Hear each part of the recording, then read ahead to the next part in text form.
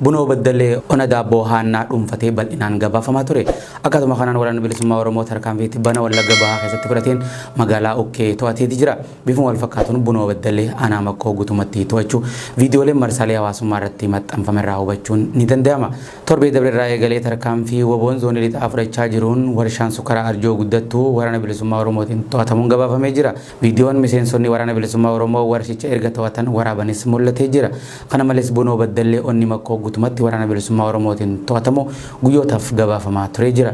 Miidiyaan irraata biyyaalessaa kan waraana bilisummaa Oromoo waliin hidhata qabu kan oduu guyyaa guyyaan gabaasu waraanni bilisummaa Oromoo godina Wallagga Bahaa aanaa Haroo Limmuu guututti to'achuun kantiibaa magaalaa Haroo Limmuu dabalatee miseensota poolisootaa fi caasaalee gandaa cufaa boojuun wayitaa walitti qabee barsiisaa jiru mul'isee jira. Ammatti garuu guyyaa gaafa harka keenya gara waraana kanaatti kennannee kaase bakkan itti qabamerraa kaase kabajaan naa godhan akkaataan itti simatan akka jaalalli natti mul'atu. Namni akka kaleessa dheeraa isaanitti mammiti akkini dhumnetti nagarraa adda jedhee namni jiraatu akka nan barbaadu. Kana malees waboon lixa Oromiyaa onaan filoo keessatti lola tibbana gaggeessan waraana mootummaarraa miidhaa dhaqqabsiisuu hime. Kanneen ajjeesee malees miseensota humna waraana Itoophiyaa hedduu harkaan qabuun haasofsiisaa ture. Gaheen achi keessatti qabu maali? Miseensa moo hoggan? Miseensa. Bara kam leenjiidha keessatti leenji? 2013 dhala waraana galuu wal marsala bakka leenji. Dhiyeenya kana lolli kaaba Itoophiyaatti ji'oota 5 qabbanaa'ee ture. Bifa haaraan deebi'ee itti fufuu wal qabate humni raayyaa ittisa biyyaa Oromiyaa keessa qobsiifamee ture. Humna addaa Oromiyaatiin bakka buufamee gara lola kaabaa wayita qajeeletti waraanni bilisummaa Oromoo bakkoota hedduu to'ataa akka jiru himamaa jira. Haaluma kanaan lixa kibbaa fi jiddu galeessa keessatti waraanni bilisummaa Oromoo humna addaa Oromiyaa ari'uun bakkoota baay'ee to'annaa isaa jala oolchee viidiyoon waraabamee marsaalee hawaasummaa irratti tamsa'ee jira. Itti fufuunis waboon fulbaana 9 bara 2022 Wallagga Bahaa aanaa guutoo giddaa magaalaa Ukkee guutumatti to'atee akka jiru hime. Tarkaanfii fudhate kanaan humnoota mootummaa baay'ee ajjeesuu fi madeessee malees meeshaalee waraanaa xixiqqaa hanga gurguddatti booji'uu himee jira. Mootummaan Ameerikaa lola kaaba Itoophiyaatti deebi'ee hammaatee wal qabatee gochoota TPLF mootummaa Eertiraa fi Itoophiyaa balaaleffachuun marii nageenyaaf waamichaa kan dhiyeesse torbee kana keessa ture. Dubbii himaan itti aanaa ministeera haajaa alaa USA Vaadent Paatel ibsa tibbana kannaniin biyyi isaanii waraana kaaba Itoophiyaatti deebi'ee hammaateen yaadda'uu dubbatan. Ameerikaan lolli kaaba Itoophiyaa akka dhaabbatuuf ergamtoota addaa 3 ol gaanfa Afrikaatti kan muudu yeroo ta'u ergamtoonni hundinuu waraana dhaabsisuu hin dandeenye. Waraanni furmaata hin ta'u kan jee Vaadent gaanfa Afrikaatti ergamaa USA Mike Hamar dhimmumaa kanaaf fulbana 5 hanga 6tti Itoophiyaatti imalanii aangawoota mootummaa Itoophiyaa waliin mari'achuu dubbatan. Barbaachisummaan hatattamaan waraana dhaabuu fi marii gamtaa Afrikaatiin gaggeeffamutti deebi'uu irratti itti aanaa ministeera muummee gorsaa nageenyaa biyyaalessaa waliinis mari'atanii akka jiran hime. Haleellaa TPLF Tigraayin alatti raawwachaa jiru haleellaa qilleensaa fi lafoo mootummaa Itoophiyaa fi Eertiraan deebitee waraana keessatti hirmaachuu balaaleffachaa jiran. Dhaamsa kana Hamar hoogganaa Tigraay Dabratsiyoon Gabramikaa'elitti akka himanillee dubbii himaan kun himee jira. Waraana torbaanota lamaan dabran deebi'ee hammaatee wal qabate humnoonni Tigraay naannoo Amaaraa keessatti qobboo naannolee muraasa qabatanii turan. Mootummaan Itoophiyaatis irra deebiin naannolee sochii waraanaaf oolan jeetti qilleensarraan haleellaatti jira. TPLF dhiyeenya kana humnoonni Eertiraa fi Itoophiyaa waliin ta'uun gama kaaba lixa Tigraayin haleellaa banuu hime. Humnoonni Tigraay cimanii akka ofirraa qolatanis yaamicha dhiyeesseeti jira.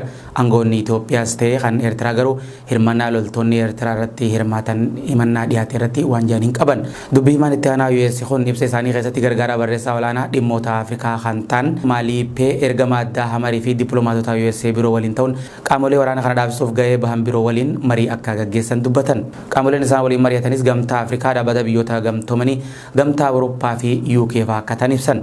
Rakkoo mudateef waraanni falan ta'u kan jee mootummaan Ameerikaa falli takkittiin jirtu qaamoleen hundinuu karaa marii nagaa waan irratti walii galan barbaaduu qabanii jee. Waraanni itti fufuu fi hongee mudateen miidhaa lammiilee Itoophiyaa irraa gahaa jiru USA'n yaadda'uu kan dubbatan qondaalli kun deeggarsa lubbuu baraaraa Itoophiyaaf taasiftuu akka cimsutullee himan. USA'n tokkummaa walabummaa fi kabajamuu daangaa Itoophiyaa ni kabajji badhaadhinni lammiilee biyyattiin hawwanii fi isaaniif malu nagayaa waaraa qofaan argamaa jiran. Qondaalonni USA dhimma lola kaabaa Itoophiyaa dubbatan rakkoolee fi waraana Oromiyaa keessatti deemaa jiru irraa waan dubbatan hin qaban. Waraanni deebi'ee keenyaanicha akka hin jeyne dhaabbachuu qaba jechuun koomishiniin mirga namummaa dhaabbata mootummoota gamtoomanii kan akeekachiisan torbee kana keessa ture.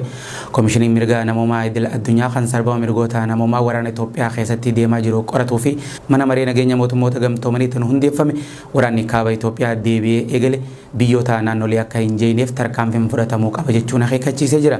Komishinichi nageenya lammiilee mirkaneessuu fi waraanichi caalatti babal'achuun naannicha akka hin jeeneef manni maree nageenyaa dhaabbata mootummoota gamtoomanii tarkaanfii akka fudhatu gaafate.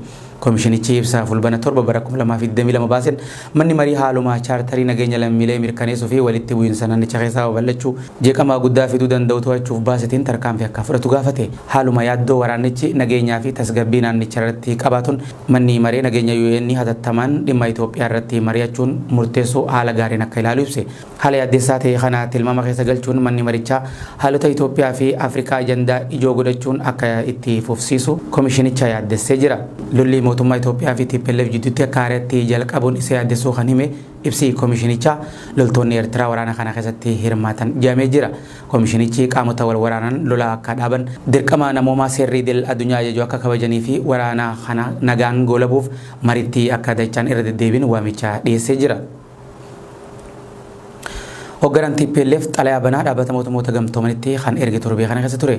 Hogganaan TPLF Dr. Dabratsiyoon Gabra Mikaa'el xalayaa adoolessa torba bara 2022 dhaabbata mootummoota gamtoomaniif barreessan waraana humnoonni Eertiraa fi Itoophiyaa irratti banan manni maree nageenya mootummoota gamtoomanii humnaan jidduu galuun akka dhaabuuf gaafate. Dabratsiyoon xalayaa dura taa'aa dhaabbata mootummoota gamtoomaniif barreessa kana keessatti manni maree nageenya dhaabbata mootummoota gamtoomanii humnaan jidduu galuun loltoota Eertiraa Itoophiyaa keessaa yoo hin baafne walitti bu'insicha yoo hin dhaabsifne naannicha tajaajilawwan bu'uuraa deeggarsi namoomaa hin daangeffamne yoo hin eegalchiifamne uummanni Tigraay loltoota gara jaboo lameen kanneeniin baduu danda'a jedhe. Dabratsiyoon UN'if xalayaa barreessuun kun isa duraati miti. Torbaanota lamaan duras loltoonni Eertiraa fi Itoophiyaa akka haaratti waraana eegaluuf dibbee waraanaa reebaa jira jechuun xalayaa barreessaniiti ture. Gareewwan wal waraanan lamaan kunniinis deeggarsa namoomaatiif jecha baatiiwwan 5 dhukaasaa dhaabuun waraanni jidduun dhaabbatee ture. Torbaanota muraasa dura akka haaratti deebi'ee eegaluun isaanii yaadatama. Tole gaa hawwamtoota daawwattoota BBS oduun torbee kanaaf qabannee dhiyaanne hanganuma ankas wajjin ture waraana